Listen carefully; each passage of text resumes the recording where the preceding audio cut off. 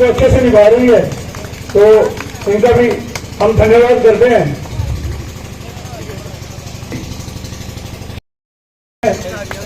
बहन वंदना जी है अपने बीच में,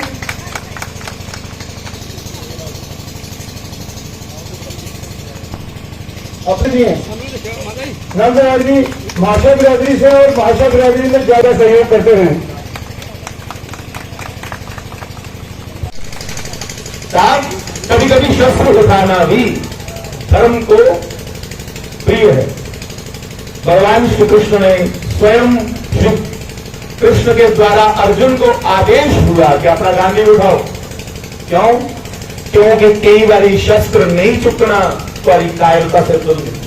और मेरे समाज में एक बड़ी बड़ी कमजोरी बनती जा रही। अज समाज के निके निके न्याणे की मेरिया मावा भैन आखदियां सैया मेले आया बाबा, वो भरावा बावे बंदे न्याणे चुकने वास्ते बने हैं। बड़ा है यहां राम और लखन को विश्वामित्र घर से मानकर ले जाते हैं। एक पिता अपने पुत्रों का दान कर रहा है एक साधु को कि ले जाओ धर्म की रक्षा के लिए मेरे 2 पुत्र। पर कुछ दियो भी कितों, और 4 है तो उन्हें 2 दिते, तुमने है एक देखियोगे तो रह गए। ये जो कोई सोच रहा होना ना बंधुओं,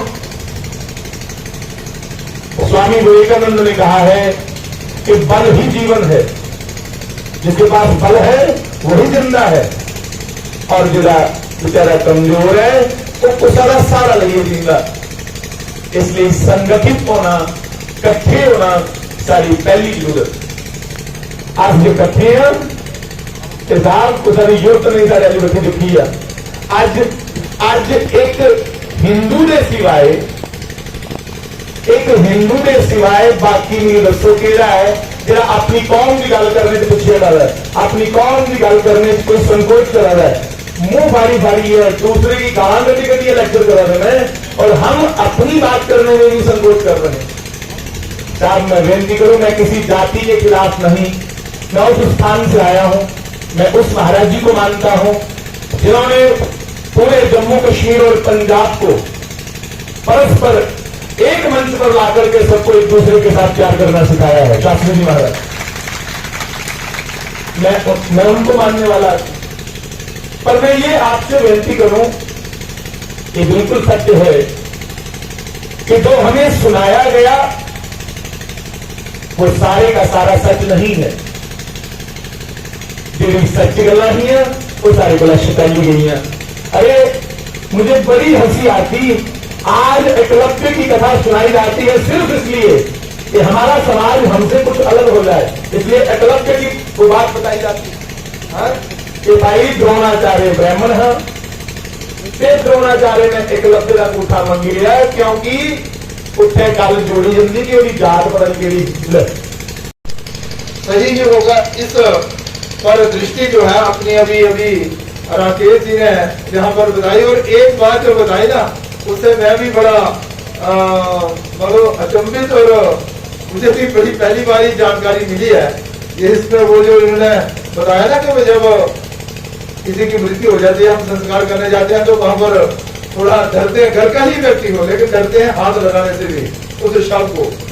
और फिर जब संस्कार करने जाते हैं तो वहां पर फिर चाहे दूरी रहा हो व्यक्ति, लेकिन फिर भी स्नान करके ही अंदर आना, ऐसा हमारे माता बहनों और सारियों का एक बना है, परंपरा बनी है। इसलिए कि वो एक शव है और उससे जब हम बाहर निकलते हैं तो हमें पवित्र और अपने आप को कोई दूर रखना, पता नहीं कोई शायद रात चिपट जाए।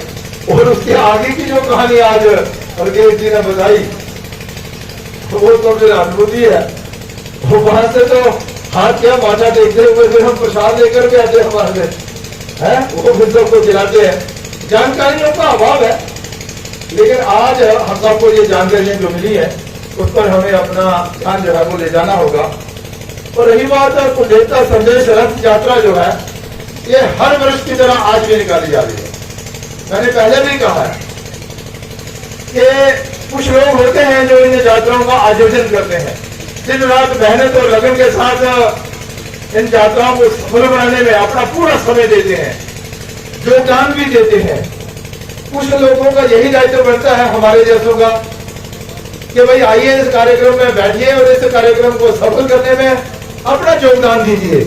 कुछ सुनकर यहां से जाइए और फिर प्रसाद भी बना है ये भी खाकर जाइए, लेकिन उसके बावजूद भी जितनी संख्या में लोगों को इन कार्यक्रमों में आना चाहिए शायद ही नहीं आते हैं।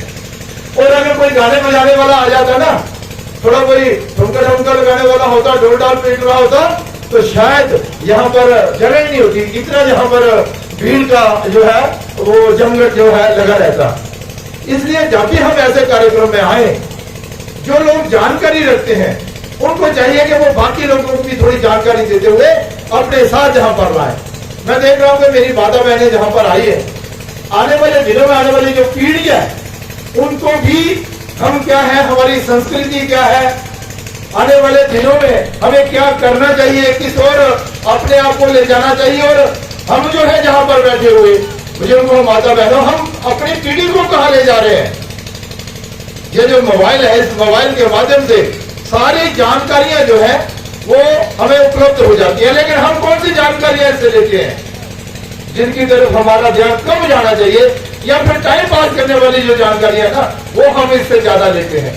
लेकिन ये जो आज का कार्यक्रम है जिसमें कुलदेवता संदेश रथ यात्रा, हमारे कुलदेव कैसे थे, हमारे महापुरुष कैसे थे, हमारे बुजुर्ग कैसे थे, वो कैसा कार्य करते थे, उन्होंने अपने समाज के लिए क्या किया, इस सबकी जानकारी जो है वो हमें ऐसे कार्यक्रमों में आकर मिलती है, जैसे कि अभी राकेश जी बता रहे थे।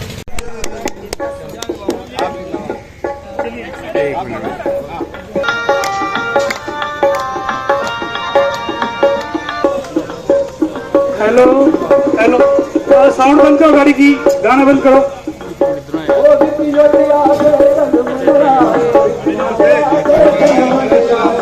ओम शुद्धा शांता सर्वदा कुलवर्धनम आरोग्यम कुलदेवाय नमस्ते। ओम सर्वमंगल मांगल्ये शिवे सर्वसाधिके त्र्यंबके गौरी नारायणी। पेन ड्राइव निकाल लो ना यार। दोनों हाथ ऊपर करेंगे, बोले हिंदू हिंदू हिंदू हिंदू हिंदू हिंदू, भेदभाव को नहीं सहेंगे, भेदभाव को नहीं सहेंगे।